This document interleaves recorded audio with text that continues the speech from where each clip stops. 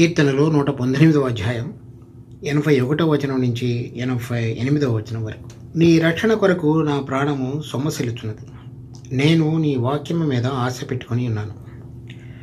నన్ను ఎప్పుడు ఆదరించేదవో అని నా కన్నులు నీవిచ్చిన మాట కొరకు కనిపెట్టి క్షీణించుచున్నవి. నేను పొగ తగులుచున్న సిద్ధివలేనైతేనే, అయినను నీ కట్టడలను నేను మరచుటలేదు.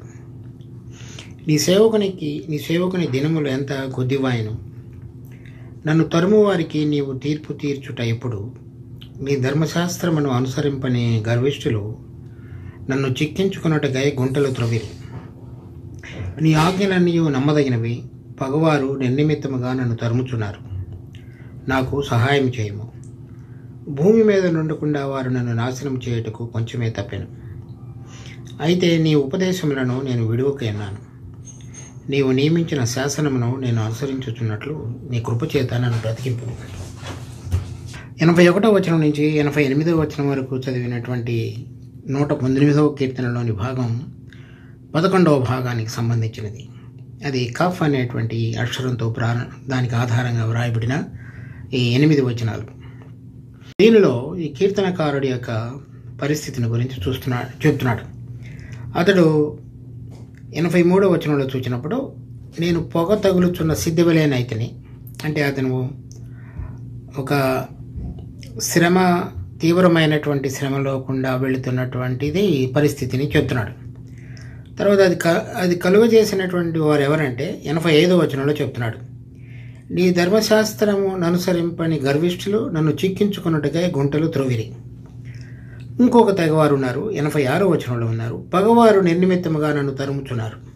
వారు పెట్టినటువంటి ఆ మంట ఎటువంటిది అంటే, లేక ఆ పొగ తగులుచున్నటువంటి అనుభవం ఎటువంటిది అంటే 87వ వచనంలో చెప్పాడు, భూమి మీద నుండకుండా వారు నన్ను నాశనం చేయుటకు కొంచెమే తప్పెను. అనగా వాళ్ళు ఇటువంటి దానిని అతనికి కలుగు చేసి అతడు చనిపోవటానికి ముందుగా ఎటువంటి శ్రమల ద్వారా అతడు ఈ భూమి మీద ఉండకుండా నశిస్తాడు అని దానికి సంబంధించినటువంటి ఒక ప్రణాళిక ప్రకారం అతనిని శ్రమ పెట్టుతున్నటువంటి అనుభవంలో ఉన్నప్పుడు అతడు దేవుని వైపు చూస్తూ పలకనటువంటి మాటలను గురించి ఇక్కడ చెప్పబడింది. దానిలో 81వ వచనంలో చెప్తున్నాడు, ఆ పరిస్థితిలో నుంచి నీ రక్షణ కొరకు నా ప్రాణం సొమ్మసిల్లుచున్నది. కనుక అతడు దేవుని యందు నిరీక్షణ కలిగి దేవుడు ఏ విధంగా అతనికి విడుదల కలుగు చేయగలడో ఆ పరిస్థితిలో నుంచి దానిని ఆ రక్షణ అనేటువంటి పాపక్షమాపణ అనుభవం కాదు, కానీ తన కలిగిన పరిస్థితిలో నుంచి విడుదల పొందడం అనేటువంటిది ఇక్కడ భావన. తర్వాత అలా చెబుతూ 88వ వచనంలో చెప్తున్నాడు, నీ కృపచేత నన్ను బ్రతికింపు. అంటే ఇప్పుడు ఇక్కడ ఈ పొగ తగులుచున్నటువంటి సిద్ధ అనుభవంలో నుంచి విడుదల, తర్వాత భూమి మీద నుండకుండా నాశనం చేయుటకు కొంచెమే తప్పిన ఆ పరిస్థితుల్లో నుంచి విడుదల పొంది అది బ్రతికి మరలా సరైన విధంగా దేవుని యొక్క ఉద్దేశాలు నెరవేర్చడానికి పనికి రాగలిగినటువంటి జీవితంలోనికి అడుగు పెట్టి నివసించగలగటానికి, జీవించగలగటానికి ఏదైతే అవసరమో దానిని అనుగ్రహించమని ఈ భాగంలో అతడు ప్రార్థిస్తున్నట్లుగా ఉంది. చూడండి, నీ రక్షణ కొరకు నా ప్రాణం సొమ్మసిల్లుచున్నది. తర్వాత దానికి ఏం చెప్తున్నాడంటే, నీ వాక్యం మీద ఆశ పెట్టుకుని ఉన్నాను. తర్వాత 82వ వచనంలో, నన్ను ఎప్పుడు ఆదరించదు అని నా కన్నులు నీవిచ్చిన మాట కొరకు కనిపెట్టి క్షీణించుతున్నవి. కనుక ఒక వ్యక్తి రాబోతున్నాడు అనేటువంటి ఆశ కలిగి వస్తున్నాడు, ఆయన వచ్చినప్పుడు నాకు విడుదల కలుగు చేస్తాడు అనేటువంటి విధంగా ఆయన వైపు ఎదురు చూస్తున్నట్లుగా ఆ వాక్యాన్ని ఆధారంగా దేవుడు విడుదల కలుగు చేయబోయేటువంటి ఆ హస్తం కొరకు అతడు ఎదురు చూస్తున్నట్లుగా తన అనుభవంలో చెప్తున్నాడు. తర్వాత దాని కొరకు 82వ వచనంలో, నా కన్నులు నీవిచ్చిన మాట కొరకు కనిపెట్టి క్షీణించుతున్నవి. అంటే నువ్వు ఏదైతే వాగ్దానం చేస్తున్నావో నాకు విడుదల కలుగు చేస్తావని, ఆ వాగ్దాన ప్రకారంగా నేను విడుదల పొందగలననే నిరీక్షణ కలిగి దాని కొరకు నేను వేచి ఉన్నాను అని చెప్తున్నాడు. తర్వాత 83వ వచనంలో, అయినను నీ కట్టడలను నేను మరచుటలేదు. ఒకవేళ వాళ్ళు నాకు శ్రమను కలుగజేసి అది పొగ తగులుతున్న సిద్ధివలే అయ్యి, అంటే నాకు రోజు మంటలో గుండా వెళుతున్నటువంటి అనుభవంలో గుండా ఉంటున్నప్పటికీ నేను నీ వాక్యాన్ని విడిచిపెట్టలేదు. అంటే నేను గనక నీ వాక్యాన్ని విడిచిపెట్టిన వాళ్ళతో కలిసినట్లయితే అప్పుడు నాకు ఈ శ్రమ లేదు. కానీ వాక్యానుసారంగా నడవటానికి నాకు ఏదైతే ఇబ్బంది ఉన్నదో అది గర్విష్ఠులు, పగవారు మరి వాక్య ప్రకారంగా నడవకుండా వాళ్ళ శరీరానుసారంగా ఈ లోక విషయాలను మాత్రమే ఆశ కలిగి జీవించేటువంటి వారందరూ కూడా మరి సద్భక్తితో బ్రతకనుద్దేశించిన వారికి శ్రమ కలుగజేసేవారుగా ఉంటారు. అటువంటి వారు మండుచున్నటువంటి అగ్నిలో గుండా వెళుతున్నటువంటి అనుభవంలోకి వెళుతున్నప్పటికీ నేను నీ కట్టడలను మరచుటలేదు. దానియేలు యొక్క స్నేహితులు 3 అగ్నిగుండంలో వేయబడినప్పటికీ వారు దేవుని యొక్క వాక్యానికి విరోధంగా నడవలేదు. అలాగే దానియేలు సింహపు బోనులో పడవేయినప్పటికీ దేవుడు తనకు ఏదైతే తెలియజెప్పి ఉన్నాడో యెరూషలేము వైపు చూచి ఆరాధించే విషయంలో అతడు మానలేదు. పౌలు ఏదైతే ప్రత్యక్షత కలిగి ఉన్నాడో తన జీవితంలో యూదులు, అన్యజనులు అందరూ కూడా ఒక నూతనమైన పురుషుడిగా క్రీస్తునందు అంగీకరించబడి సృష్టించి మహిమ కలిగినటువంటి దేవుని యొక్క సంఘంగా రాబోయే దినాలలో దేవుడు కట్టుతున్నాడు అనేటువంటి సూత్రాన్ని చెప్పినప్పుడు యూదులు అతని మీద నేరం మోపి అతనికి వ్యతిరేకంగా లేచి అతని యొక్క పరిచర్య అంతటిలో కూడా ప్రతి స్థలంలో అతనికి ఈ పొగ తగులుచున్నటువంటి అనుభవం లేకుండా అతడు వెళ్ళవలసి వచ్చింది వారి ద్వారా. అయినప్పటికీ ఏదైతే అతనికి ప్రత్యక్షత పొంది ఉన్నాడో ఆ ప్రకారంగా అతడు జీవించాడు. కనుక మన జీవితంలో ఈ వాక్యానికి వ్యతిరేకంగా నడుస్తూ శరీరానుసారంగా ప్రవర్తిస్తూ ఆత్మ యొక్క అనుభవం లేకుండా ఉన్నటువంటి వారందరూ కూడా ఆత్మచేత నడిపించబడుతున్నటువంటి వారు, వాక్యం యొక్క వెలుగులో నడిచేటువంటి వారు ఈ లోక సంబంధమైన విషయాలలో ఎటువంటి విధంగా కాంప్రమైజ్ కాకుండా, అంటే దానితో కలిసి నడవకుండా వేరైన విధంగా జీవించే వాళ్ళందరూ కూడా ఇటువంటి శ్రమల అనుభవం లేకుండా వెళ్ళవలసి వస్తుంది. కానీ వాళ్ళందరి జీవితంలో కూడా దేవుడు ఏ విధంగా గర్విష్ఠుల చేత, పగవారి చేత సృష్టించబడినటువంటి పరిస్థితిలో ఈ పొగ తగులుతున్న అనుభవం కానీ, వారు భూమి మీద మనం ఉండకుండా కొట్టివేసే పరిస్థితుల్లో కానీ ఆ రక్షణ కొరకు ఈ కీర్తనకారుడు దావీదు, అతని మిత్రులు పౌలు, ఇంకా అనేక మంది భక్తులు ఆ విధంగా జీవించారో మనందరం కూడా ఆ విధంగా జీవించగలగటానికి ఎంతో ప్రోత్సాహాన్ని, పురుకెలుపును దేవుని యొక్క వాక్యంలో మనం చూడగలుగుతున్నాం. 84వ వచనంలో సూచన, నీ సేవకుని దినములు ఎంత కొద్దివాయను, నన్ను తరుము వారికి తీర్పు తీర్చుట ఇప్పుడు. దేవుడు నియమించిన కాలం కంటే వారు ఇప్పుడు గర్విష్ఠులు, పగవారు అతనికి కలుగు చేసిన పరిస్థితి ఎలా ఉందంటే అతడు అకాలంలో ఈ లోకాన్ని విడిచిపెట్టి వెళ్ళవలసి వచ్చిన పరిస్థితిగా అతను ఎదుర్కొంటున్నట్లుగా కనబడుతుంది. కానీ అటువంటి సందర్భంలో అతడు అడుగుతున్నటువంటి మాట, నన్ను హింసిస్తున్నటువంటి పగవారికి నువ్వు ఇప్పుడు తీర్పు తీర్చదవు. కనుక అది మనం వెళుతున్నటువంటి పరిస్థితిలో దేవుడు వారికి తీర్పు తీర్చాలని కోరుకునటం అనేటువంటిది సబబుగా అనిపించవచ్చు. కానీ దేవుడు ఆ విధంగా చేయడు. ఆయన ప్రతి ఒక్కరికి కూడా తీర్పు తీర్చే ఒక సమయాన్ని నిర్ణయించి ఉంచటమే కాకుండా ఇప్పుడు కూడా మనం కోరిన ప్రకారంగా ఆయన వారికి తీర్పు తీర్చడు. చూడండి, ప్రకటన గ్రంథం 6వ అధ్యాయం 9వ వచనం నుంచి, ఆయన 5వ ముద్రను విప్పినప్పుడు దేవుని వాక్యము నిమిత్తమును తాము ఇచ్చిన సాక్ష్యం నిమిత్తమును వధింపబడిన వారి ఆత్మలను బలిపీఠం క్రింద సూచితిని. వారు, నాథ సత్యస్వరూపి పరిశుద్ధుడా, ఎందాక తీర్పు తీర్చకయు మా రక్తము నిమిత్తము భూనివాసులకు ప్రతిదండన చేయకయు ఉందు అని బిగ్గరగా కేకలు వేసిరి. వీళ్ళందరూ కూడా మరి ప్రభు కొరకు వధించబడినటువంటి వారు ఇంకనూ మహిమపరచబడినటువంటి స్థలాల్లోనికి చేరలేదు. వారు చేస్తున్నటువంటి ప్రార్థన, మా రక్తము నిమిత్తము భూనివాసులకు, అంటే ఎక్కడైతే వారు ఈ లోకంలో ఉండి దేవుని యొక్క సాక్ష్యం కొరకు, వాక్యం కొరకు జీవించారో వారందరూ కూడా హతసాక్షులుగా చేయబడినప్పుడు మరి మా రక్తము చిందించినటువంటి భూనివాసులకు నువ్వు ఎందాక తీర్పు తీర్చకందువు. అప్పుడు 11వ వచనంలో వాళ్ళకి సమాధానం ఇవ్వబడుతుంది. తెల్లని వస్త్రము వారిలో ప్రతివానికి ఇవ్వబడిన, అనగా వారు జయించిన వారుగా ఉన్నారు.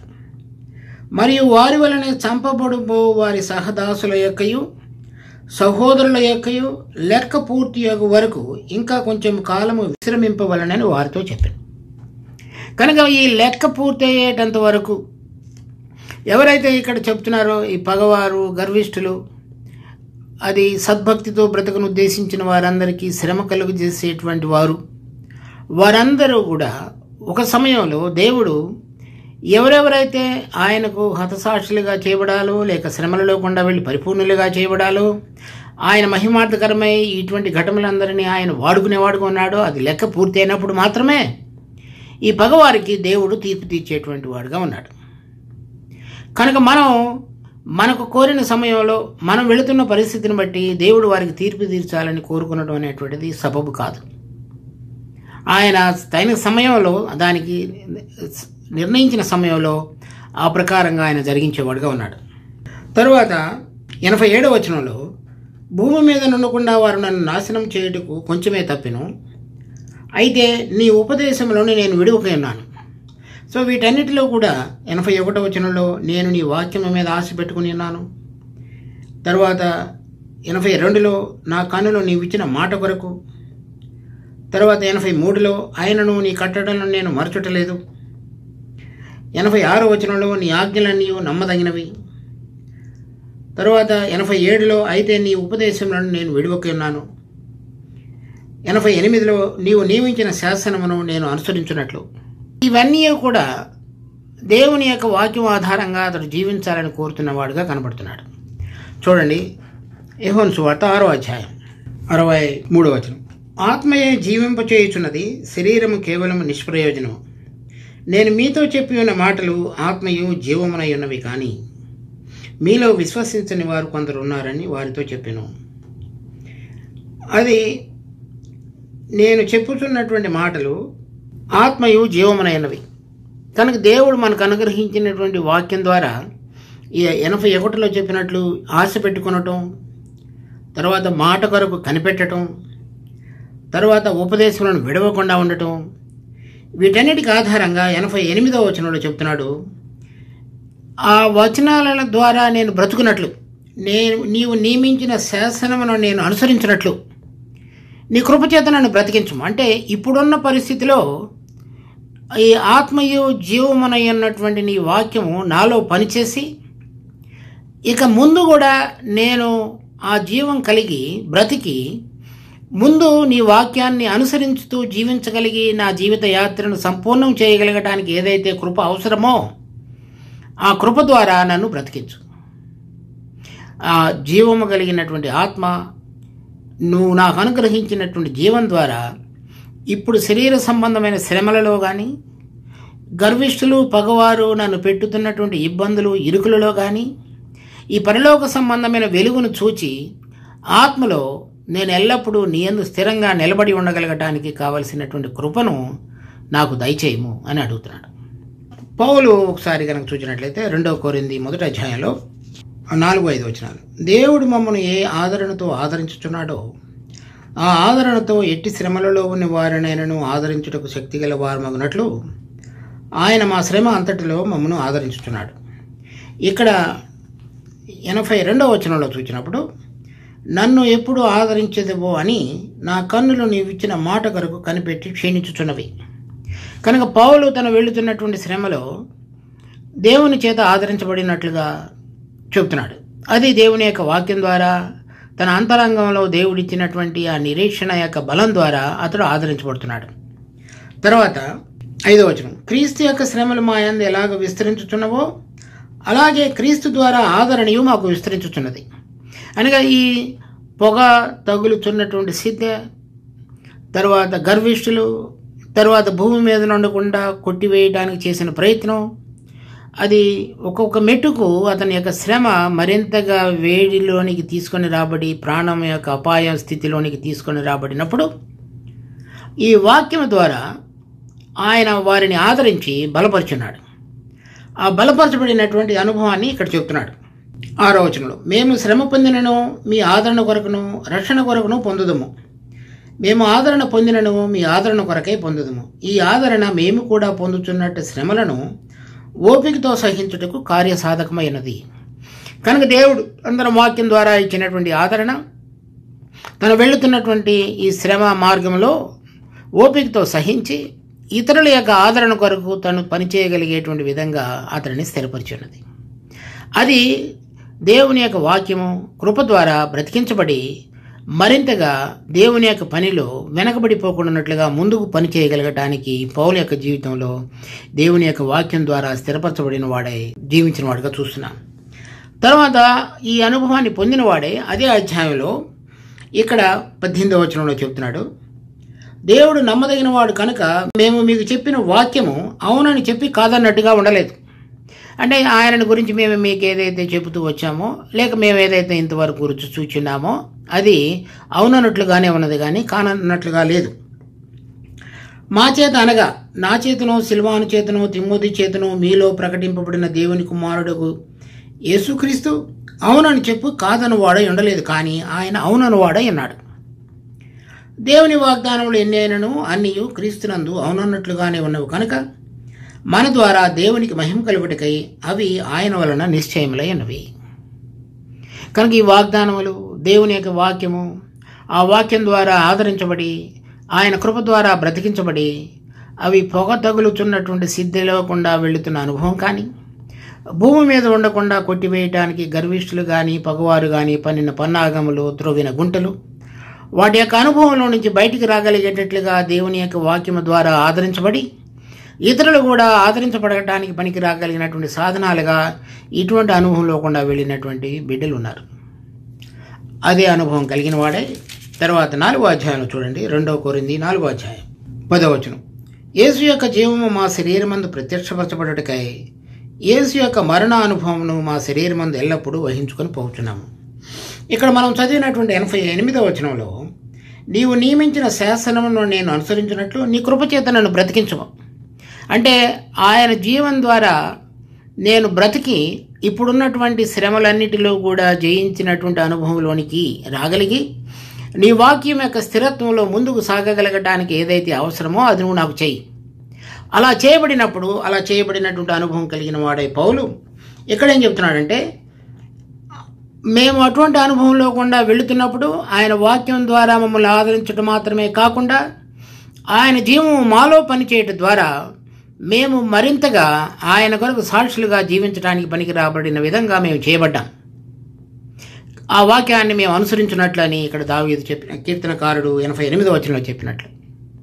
కనుక మన జీవితంలో దేవుడు ఏ ఏ విషయాల ద్వారా ఈ వాక్యాన్ని అనుసరించి నడవాలని కోరుతున్నటువంటి బిడ్డల జీవితాలలో రాబడినటువంటి అనేక పరిస్థితులు మనం దేవుని వాక్యం ద్వారా దేవుని వాక్యం వైపు మొదటగా నిరీక్షణ కలిగి ఆ వాక్యం ద్వారా ఆదరించబడి ఆ వాక్యం ద్వారా బ్రతికి దేవుని యొక్క ఉద్దేశాలను తలంపులను ఈ కలగజేయబడిన పరిస్థితులలో ఆయన యొక్క ఆదరణ యొక్క రుచి ఆదరించబడిన మనము ఇతరులకు ఏ విధంగా ఆదరణకరంగా ఉండగలమో లేక ఆయన జీవం మనలో పనిచేయడం ద్వారా ఇతరులకు ఆ జీవాన్ని గురించినటువంటి ప్రకటించడానికి పనికి రాగలిగినటువంటి పాత్రల వల్ల చేయబడతామో దాని అనుభవంలోనికి రాగలిగినటువంటి విధంగా కీర్తనకారుడి యొక్క ప్రార్థన.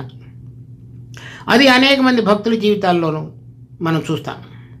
కనుక మన జీవితంలో దేవుడు అనుమతించబడినటువంటి ప్రతి పరిస్థితిలో మనుషులు పరిస్థితులు మన శరీరము మన చుట్టూ ఉన్న లోకము వీటన్నిటికీ మించినటువంటి విధంగా దేవుని యొక్క వాక్యమందు నిరీక్షణ కలిగి ఆయన కృప ద్వారా బ్రతికించబడి ఆ వాక్యం యొక్క స్థిరత్వంలో ఆయన వాగ్దానములకు అనుసారంగా నేను పలకబడినటువంటి మాటలు ఆత్మయు జీవమునై ఉన్నట్లుగా మనము వాటిలో జీవించగలిగేటట్లుగా వీటి మీద జయం పొందగలిగేటట్లుగా మనం జీవించడం అనేటువంటిదే ఇక్కడ ఈ 8 వచనాలలో మనం నేర్చుకున్నటువంటి పాఠమైనది. దేవుడు ఈ వాక్యమును మన కొరకే ఆశీర్వదించును గాక. ప్రార్థించుకుందాం. మా జీవము కలిగిన తండ్రి, మీరు ఇచ్చిన ఈ వాక్య భాగాన్ని బట్టి మీకు ఎంతో వందనాలు.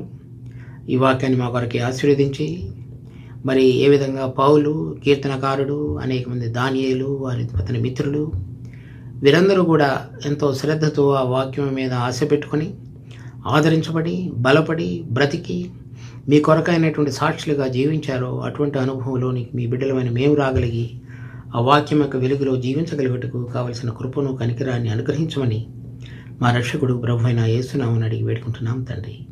ఆమేన్.